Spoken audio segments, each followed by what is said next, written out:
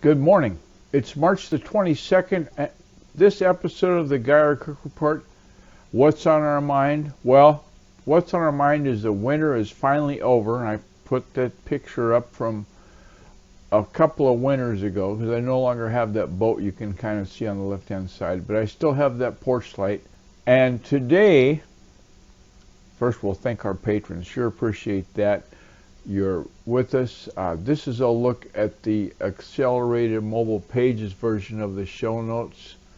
And if I go down to the footer, like so, I can click to the non-AMP version, and bazinga, it'll load up. And right there we have the non-AMP version, which is a little bit more likable, I think.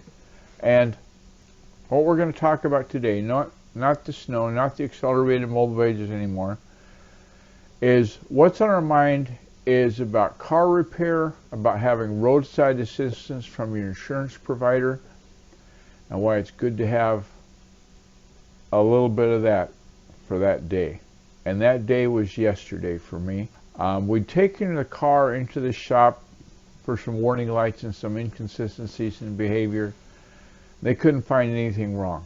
They said, there's nothing wrong, so they gave it back to me. Well, 2 days went by and then the lights came on again. This time the engine light stayed on, and I took it into the shop again.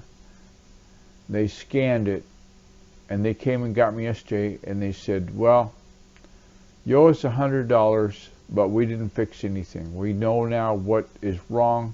It's got to go to the dealer and order to get this fixed. Now, because the car was inconsistent in performance, that is, it would shut down without any warning, going to the dealer where there's no shoulder to pull off on, it's a little Navy Yard highway, it's a little narrow two-laner in each direction, and I didn't really want to drive over to there and have it quit in the middle of that trip. So I called my insurance company, Geico. I had that company. And they took care of me because I have roadside assistance. They contacted a tow truck. They contacted the dealership, put all the pieces of that puzzle together, and in less than 2 hours, my car was headed to the dealership in Bremerton, Washington, to get the computer scan to fix the things that were not correct. So now we're waiting on the dealer to give us the verdict on what that repair is going to be. So if you've got car insurance and you don't have the roadside assistance and you have white hair like I do, you may want to get the roadside assistance. And that's all I'm going to say about that. This is not intended to be a Geico commercial, obviously, because that is not the continence here, but rather they did a good job for me that time, and I give them 2 thumbs up, as they say. We're going to talk real quick, too, as far as thumbs up, the Guy R. Cook Report questions. There's 27 questions there. Pick 5 of them. Will make your brand more transparent in the form of an interview that will be part of a future episode.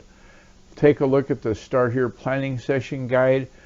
All good things start with a good plan. Even if it's getting your car to the shop to get fixed, you have a plan to do that and you implement it. And that one was done on the cuff, but it's good to have a plan so that you can get things done. As far as getting things done, we'd invite you to become a patron on Podbean. There's a link there in the show notes. You get to the show notes, like I always say, if you go to the Guy R. Cook Report.podbean.com, it'll be a link there for the episode. Maybe if you go right now this second, it'll be the link from yesterday's episode, but that's still going to get you to the same place. Just click on the link at the top for the Guy R. Cook Report, and it'll take you to today's show notes because they're live and they're public. That's what I'm reading right now. Thanks to Fraser Ramsey at Edinburgh Dusters. He got the ball rolling with the suggestion one Thursday afternoon. Hey, what about doing a podcast? And it's happened. We're doing a podcast. Thanks to Eileen Smith, who's now in California. enjoying the sunny weather and the great food pictures I've seen on Instagram. But Eileen's blog, one of them, is basicblogtips.com. I invite you to take a look at that. And it's got more details about the marketing event. And thanks for telling us about Screencast-O-Matic. It's a great recorder. We use it every time we do an episode. Take a look at Friends Just Chatting on the Facebook group profile they have. It'll tell you more about what they're talking about. They don't have a set topic every day.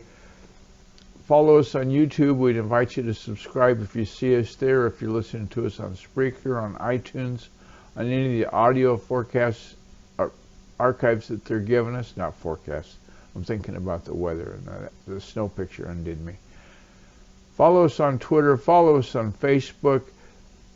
Give us a subscription on either our Pinterest, on our Reddit, on the Fire Talk channel that we've got right now. Vitomain Hosting is our company. If it isn't tested, it doesn't work. And what I say at the end of every one of these episodes, that's right, those three magic words that end each episode, it's a wrap.